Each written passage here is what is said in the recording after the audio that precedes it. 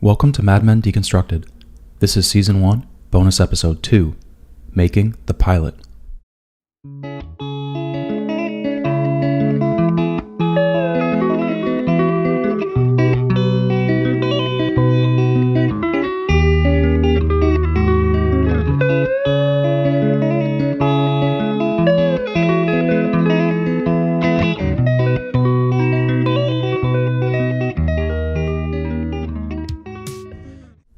We've by now recapped 13 episodes from Mad Men's first season. As you listen to this, I will be working on Season 2. Those episodes are coming soon. But as interesting as the show is the story of its development, because Mad Men's journey to the screen was unconventional, unlikely. So in this bonus episode, I'm going to recount the making of the Mad Men pilot. The standard for artistry is in its ability to prompt our self-discovery. At its best, art gently leads us to moments of introspection. In July 2007, the television drama Mad Men premiered to 1.65 million viewers. The show had been pitched to multiple networks, including HBO and Showtime, but it was the upstart AMC that gave life to the idea of a 1960s period drama, with its president Ed Carroll stating, "We took a bet that quality would win out over formulaic mass appeal." After 7 seasons, 92 episodes, 16 Emmys, and widespread critical acclaim, it's safe to say the bet paid off. Matthew Weiner is a self-proclaimed perfectionist and an embodiment of the modern American artist. He studied literature, philosophy, and history at Wesleyan University in Connecticut before earning a master's in fine arts from the University of Southern California School of Cinema and Television. Weiner is fascinated with mid-century America. He grew up watching 1950s films with his parents. He extensively researched 50s and 60s culture while writing his scripts, drawing from the visual style of films like North by Northwest and shows like MASH and Happy Days. Every aspect of Mad Men's production is influenced by historical context. The show's writers and designers read through shelves full of old newspapers and magazines to get the details right.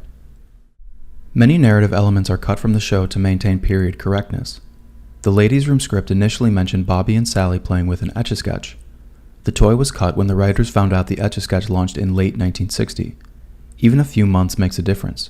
During the filming of one scene, Weiner asked, "In 1961, when you turn on the car, does the radio come on?" And while Mad Men's 1960s setting distinguished it from other series of its time, it was Weiner's obsessive attention to detail that made the show convincing.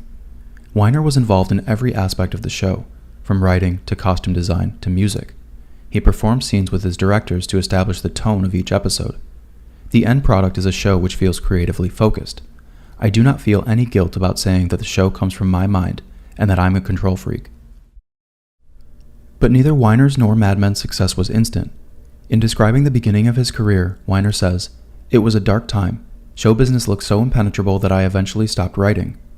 In the late 1990s, he broke through as a writer for several sitcoms, like Becker and The Naked Truth. In 1999, Weiner wrote a speculative screenplay chronicling a day's events at a Manhattan advertising agency.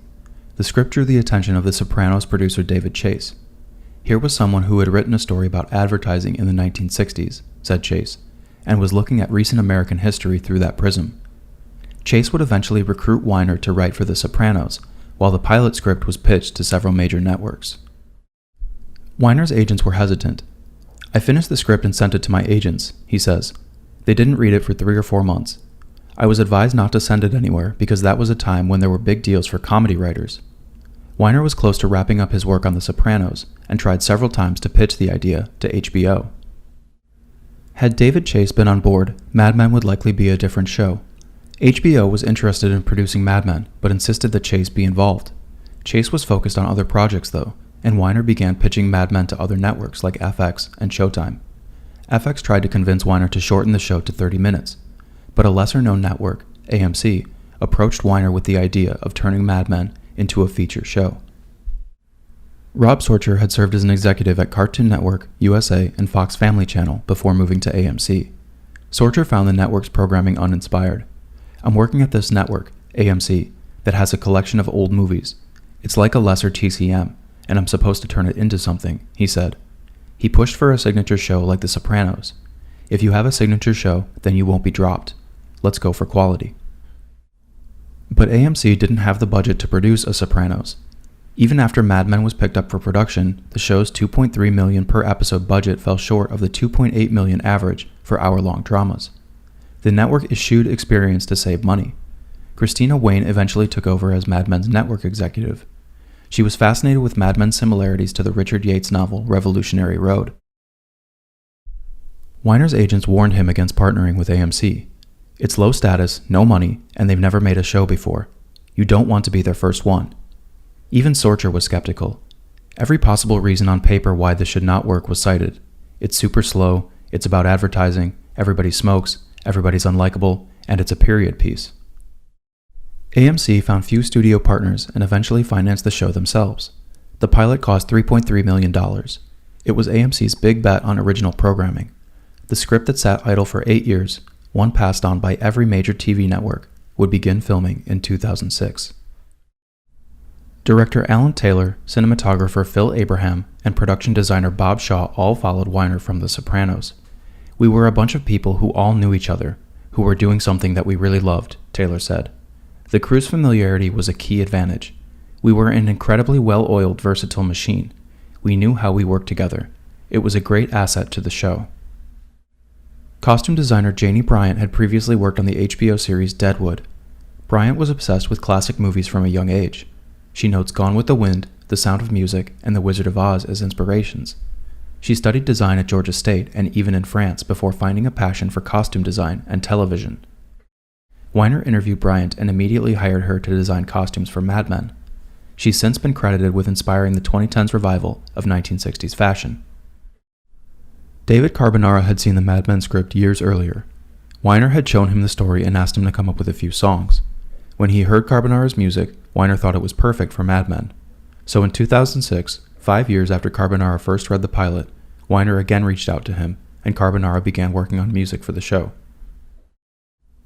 The next step was casting. AMC had never cast for a pilot before and trusted Weiner's vision. Kim Misha and Beth Bowling served as Mad Men's casting directors, helping Weiner fill roles for the pilot. Weiner had two prevailing ideas about the show's cast.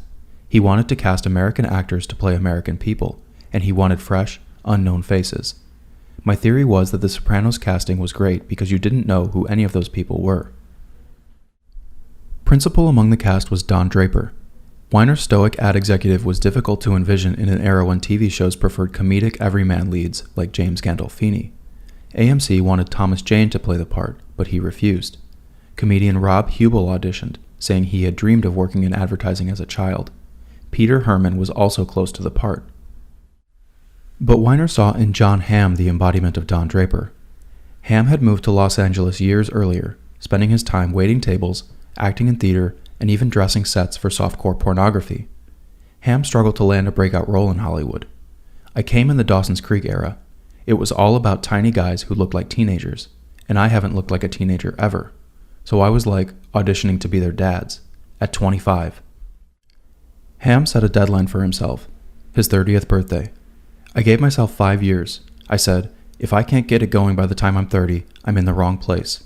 And as soon as I said that, it's like I started working right away. He landed a role as a firefighter on the NBC drama Providence, then lesser roles in movies like Space Cowboys and We Were Soldiers. He had a recurring character in the Lifetime drama The Division, but he was unknown to AMC when Weiner pushed to cast him as Don Draper. Landing the part of Don Draper was a torturous process. I auditioned about 7 or 8 times, and I was just thinking, God, at this point I've pretty much read every single scene in the pilot to somebody. What do I have to do? Hamm said. AMC invited him to New York, where Christina Wayne immediately knew he was the right actor. Hamm jokes about the experience now. The AMC executives congratulated him in the elevator, but Hamm remained unsure if he had won the part. Then Christina looked at me and goes, "You know you got the job, right?" And I go, "No, I didn't know. Somebody needs to be way more explicit about that." Hamm had been cast by the time John Slattery auditioned for the role of Don Draper. Slattery was known to the casting directors as a veteran of New York's stage theater scene. Weiner asked Slattery to read Don's part, then offered him a different role, Roger Sterling. Slattery was doubtful. I wasn't as emotionally invested because there wasn't much of Roger in evidence yet. I took it on faith, basically. Matt Weiner said it would be a great part, and it was. Weiner wanted someone boyish to portray Pete Campbell. The casting directors brought in actor Vincent Kartheiser, an already experienced actor with parts in Untamed Heart, Little Big League, and The Indian in the Cupboard. Weiner was initially unconvinced. When he came in the first time in Los Angeles, he was under the weather with unwashed hair and a sweatshirt. Matt looked at me like, "Are you insane?" I said, "No, I promise, he's the guy." Kartheiser was called in again and quickly won the role of Pete Campbell. Elizabeth Moss was the first woman to audition for the part of Peggy Olson. She was one of the most experienced actresses on the show, with previous credits as a child actress on The West Wing. Moss was just 23 when she showed up for her audition, but Weiner was instantly convinced that she could portray Peggy's humility and sincerity. She blew everyone away. That's always stuck with me, how amazing it is that the first person who came in to read Peggy ended up getting the role. January Jones also auditioned as Peggy. Jones had previous roles in films like Anger Management, American Wedding, and Love Actually. The casting directors had another character in mind for Jones, though, Betty Draper. I had always thought she should play Betty, because I saw her as this Grace Kelly type, super beautiful and super icy cold. But there weren't any scenes written for Betty at that time. Weiner wrote Betty's scenes over a few days, and Jones eventually accepted the part. Many of Mad Men's junior executives came to the show through luck. Rich Sommer had auditioned 35 times that season. His wife vetted the Mad Men script and encouraged him to read for the show. Sommer claims he called Weiner and Taylor by the wrong names during his audition for Mad Men. But another actor declined the role of Harry Crane, and Sommer eventually got the call. They called me about 2 hours before the table read and said, "Congrats, you got the part. Can you be here in 2 hours?" And I said, "Yep, I'm super unemployed. I'll be there." Michael Gladys intrigued Weiner and Taylor with his resemblance to Orson Welles. Mad Men eventually cast Gladys as Paul Kinsey. He's never named in the pilot, but the script referred to his character as Dick, a name Weiner would have to change when he wrote Don's background story. Aaron Staton first auditioned as Pete Campbell. He got a call for a lesser, unnamed role and eventually became Ken Cosgrove. Aaron had 4 lines to audition with, and he became a series regular. That would never happen in today's world of television. Bryant Batt would eventually play Sterling Cooper art director Salvatore Romano. Batt was set to vacation in Paris when he got the call for a Mad Men audition. He turned down the opportunity. "It was the first time in my memory when I chose life over show business," said Batt. But Sal's part remained uncast when Batt returned from Paris. His agent called, he put on a blazer, auditioned for Weiner and Taylor, and got the part. That does not happen. With networks, you jump through hoops. But Matt had a clear vision, and the people paying the bills let him realize it. Christina Hendricks auditioned first as Peggy, then as Midge, then Joan.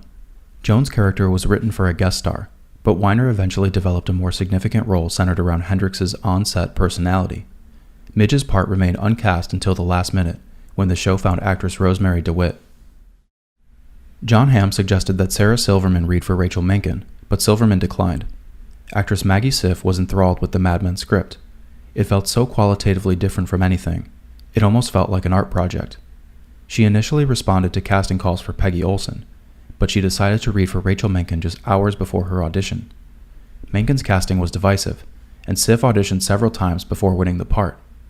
Having confidence about a role is a very rare thing, and there was just something about the script and the character and my conviction about it that I've only ever felt a couple of times. I left every audition feeling like I might be the best person for the job. Not all of Mad Men's roles were breakouts, though.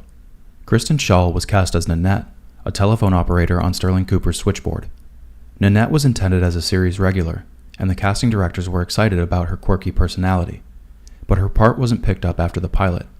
Schaal would eventually star in 30 Rock, The Last Man on Earth, and even Toy Story. With the cast assembled, Weiner began filming the Mad Men pilot over 10 days in 2006. He wanted to direct the episode, but AMC insisted he focus on being a showrunner. Weiner was involved in every aspect. He was literally standing next to Alan Taylor going, "Could you move it down more?" He was so intimate with every piece of it. Many actors felt uncomfortable in their costumes. The trendiness of 1960s fashion was now their reality. "I don't think I owned one single suit," said Aaron Staton. Elizabeth Moss wore a wig to get her identifiable bangs. Rosemary DeWitt also wore a wig, uncomfortable about cutting her hair. John Slattery regularly complained about his suits being too tight. But even worse was Mad Men's pervasive smoking.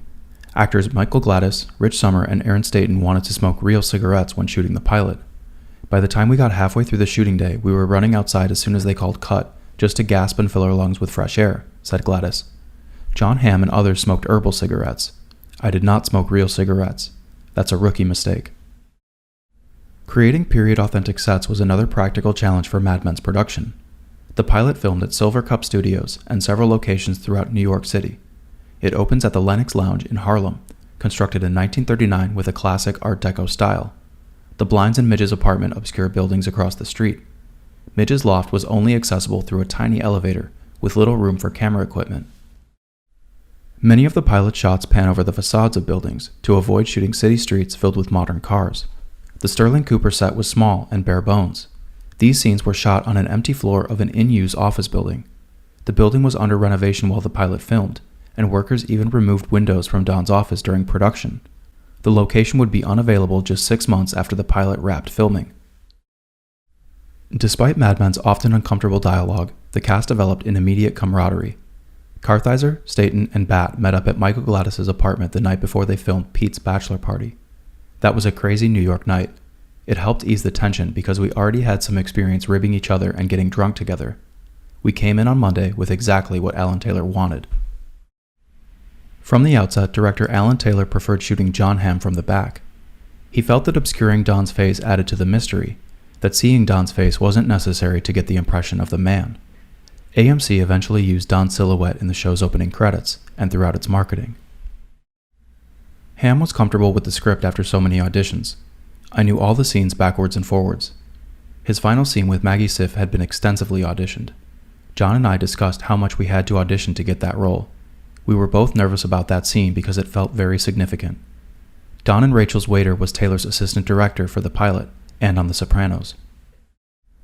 The pilot's $3 million budget was stretched thin by the time Mad Men filmed its final scenes. Don's train ride to Ossining was constructed from one piece of glass and a black curtain background. We had to get very creative, said Hamm, because we didn't have a lot of money or a lot of time. Filming wrapped and the cast waited for the show to be picked up. Christina Hendricks took a short break to work for a florist. Michael Gladys, Aaron Staten, and Rich Sommer met up in New York City to play pool and listen to jazz. Staten read for a play with Elizabeth Moss. Nobody had seen the finished episode, and Mad Men's future as a series was still uncertain. Hamm finally saw a draft of the pilot that summer. AMC would eventually land Lionsgate as a studio partner, and on August 11, 2006, they announced the first season of Mad Men, with production starting in LA. Many of the actors moved cross-country and found new apartments.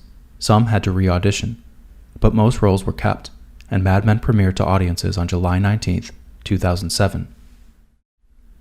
Not everyone saw what Mad Men would become. I didn't understand at the time the ambition that Matt had of where to go with the show, said director Alan Taylor. I think a lot of us thought it was a cool story set in a cool year and maybe every week we'll solve an advertising case. But later it became apparent that he was taking on the collapse of the American empire and had some very big fish to fry. The pilot takes its name, Smoke Gets in Your Eyes, from a 1933 song by Jerome Kern. It's a testament to the power of artistic will and obsession.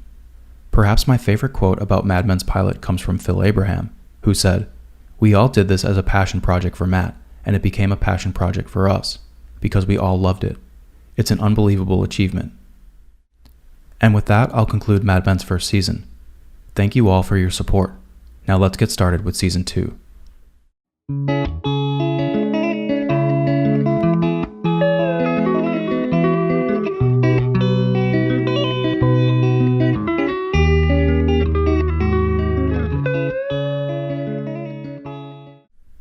Hey everyone, I just wanted to make good on a promise I made in the previous bonus episode. I had a few listeners provide feedback on their favorite symbols and motifs from Mad Men Season 1. Johnny mentioned vices, including cigarettes, alcohol, and sex, and the consequences of those vices. And Travis mentioned the Nixon-Kennedy motif as a parallel for Don and Pete. I think these are both great. I want to encourage you guys to continue to stay engaged. You can contact me at madmendeconstructedpodcast@gmail.com or on social media. I want to ask you guys, what episodes from Season 2 are you specifically looking forward to? What's your favorite episode from Season 2, and what are some of the things that really stand out to you about Season 2? Thanks, everyone. See you next episode.